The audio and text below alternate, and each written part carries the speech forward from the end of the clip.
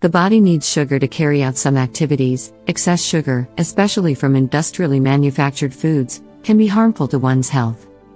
The additional sugars in our diet are unnecessary calories. Even if they don't eat them very regularly, most people consume foods with added sugar on a regular basis. Sugar is a necessary component of many bodily functions. It is possible to reduce sugar intake. Some of the methods by which one can lower their blood sugar levels are as follows.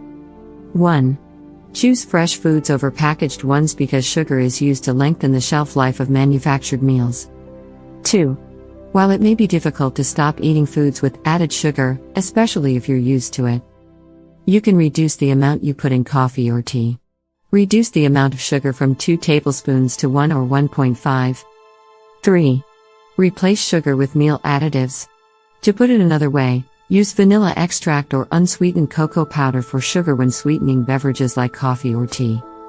4. Reconsider your intake of sugary beverages. Studies have shown that a 12-ounce soda contains the same amount of sugar as 8 tablespoons. 5. Start your day with a nutritious and satisfying meal, ideally one that does not call for sugar. 6.